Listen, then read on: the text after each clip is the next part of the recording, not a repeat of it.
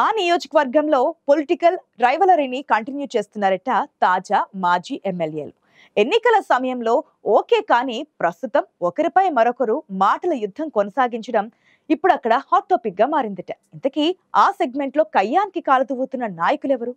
ఇద్దరు నాయకుల బస్తీమే సవాల్ వెనుక అసలు రీజన్స్ ఏమిటో ఒకసారి చూద్దామా?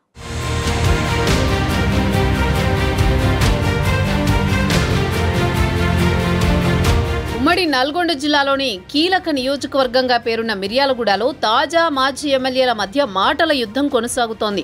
2 సార్లు ఎమ్మెల్యేగా గెలిచి హ్యాట్రిక్ కోసం ప్రయత్నించిన నల్లమోతు భాస్కర్రావు ఆశలకు గండి కొట్టారు తాజా ఎమ్మెల్యే బత్తుల లక్ష్మారెడ్డి. ఎన్నికల సమయంలోనే ఒకరిపై మరొకరు మాటల తూటాలు పేల్చుకున్నారు. బిఎల్ఆర్ స్థానికుడు కాదని, పెరుగన్నం పెట్టినంత మాత్రాన ఓట్లు రాలవని బీఆర్ఎస్ మాజీ ఎమ్మెల్యే విమర్శలు గుప్పించారు. సామాజిక సేవ ముసుగులో నటిస్తున్న అభినవ కమలహాసన్ అంటూ బత్తులను టార్గెట్ చేశారు. దీనికి కౌంటర్గా ఎంతమంది భాస్కర్రావులు అడ్డమొచ్చినా తన గెలుపును అడ్డుకోలేరని బిఎల్ఆర్ ఎదురుదాడికి దిగారు. ఎన్నికల్లో అనుకున్నట్లే బిఎల్ఆర్ అత్యధిక మెజారిటీతో విజయం సాధించడంతో ఇక ఇద్దరి మధ్య మాటల యుద్ధానికి ఫుల్ స్టాప్ పడిందని భావించారంతా. కానీ ఇక్కడే అసలు కథ మొదలైంది.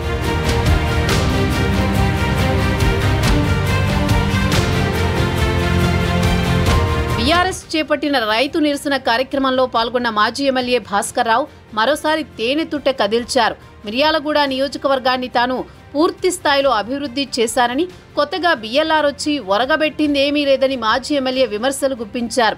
తాను చెయ్యగా మిగిలిన పనులు పూర్తి చేస్తే చాలు అంటూ కాంగ్రెస్ ఎమ్మెల్యే బత్తులను రెచ్చగొట్టే ప్రయత్నం చేశారు. ₹1,00,000 నిధులు కూడా తెచ్చే దమ్ము కూడా లేదంటూ మాజీ చేసిన వ్యాఖ్యలతో ఎమ్మెల్యే లక్ష్మారెడ్డికి కోపం నశాలానికి అంటిందట. మిర్యాలగూడలో మంత్రి కోమటిరెడ్డితో కలిసి 4 ఫ్లైఓవర్ల శంకుస్థాపన కార్యక్రమంలో మాజీ ఎమ్మెల్యే భాస్కర్రావుకు స్ట్రాంగ్ కౌంటర్ ఇచ్చారు బిఎల్ఆర్.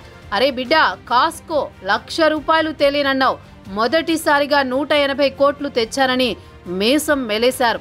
నీలాగా మాటలు చెప్పేవాడిని కాదు, అభివృద్ధి అంటే ఏంటో చేసి చూపిస్తానంటూ ఆ ప్రోగ్రాంలో ఆవేశంతో ఊగిపోయారు బిఎల్ఆర్.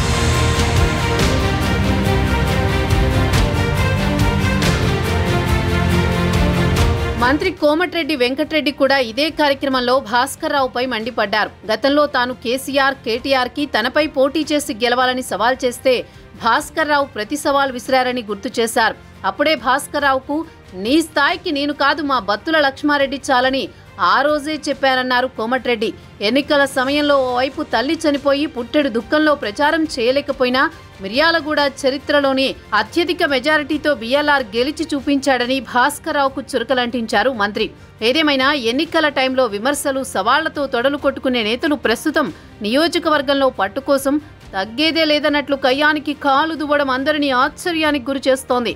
తాజా మాజీలు సై అంటే సై అనడం చూస్తుంటే ముందు ముందు పాలిటిక్స్ ఇంకెలా ఉంటాయోనని ఆసక్తిగా చర్చించుకుంటున్నారు మిర్యాలగూడ పబ్లిక్.